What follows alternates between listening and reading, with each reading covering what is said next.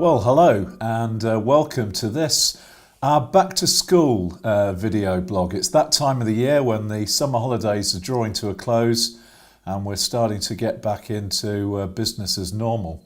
Although I have to say this year it's been far from a quiet summer. Lots going on, and of course Brexit remains the elephant in the room. A lot of people asking what the outcome is likely to be. Some of you will remember at the beginning of the summer we had the pleasure of Andrew Marr being our guest at the UKWA annual lunch. A particular highlight for me personally, having the opportunity to interview Andrew Marr.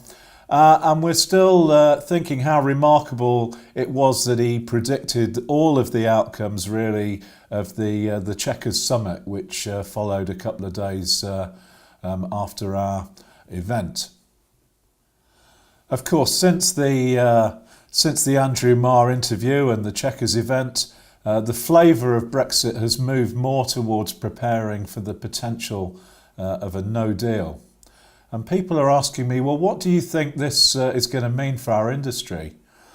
And my view is, I think there's going to be some kind of interruption in the supply chain. We're going to have to do some form of customs declaration, is my thinking on this.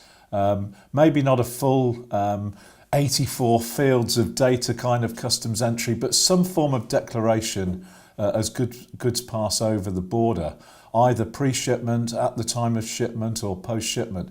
But in any event, that will bring about an interruption in those supply chains which we understand as totally seamless today. And our view is that that interruption will in time be mitigated by market forces actually putting more stock in the supply chain. So overall, very good news for the warehousing industry, and we predict an upsurge in demand for many of our members operating warehousing as that really starts to kick in over the next year or so as people start planning for this in a little bit more detail. And that was really the thrust of what we were saying when we were invited to help the BBC put a news piece together recently.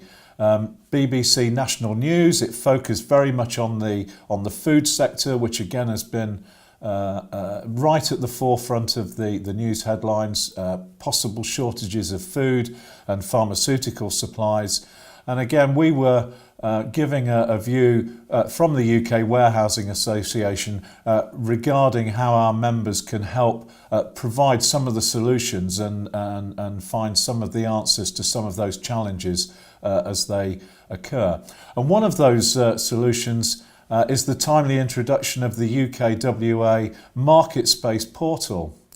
This is a portal that brings together available space in the market, free to use service for our members, but bringing together that available space with demand as it's needed. And that's been warmly welcomed actually in recent meetings with some of the policymakers that we've been having, particularly the cross-government consultation group that we're advising on various issues around Brexit at the moment. So a busy time for us over the last few weeks, not a normal summer by any means. And we see this whole issue now really starting to gather some momentum. As I say, it's that kind of back to school time of the year.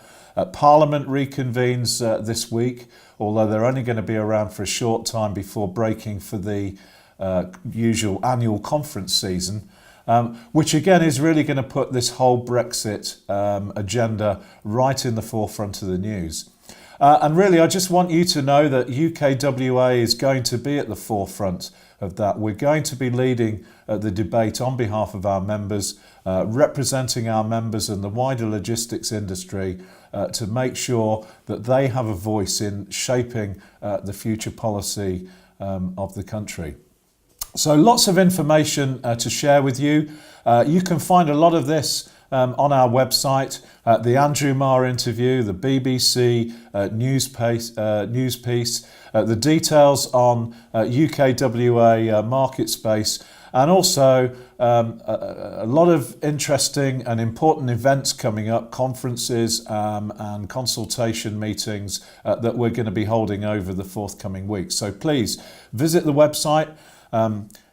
If you're interested in joining UKWA, you can find information there, or just drop me a line, drop me an email, or give me a call, and we'll be pleased to talk to you and give you any information that we can. Thanks very much.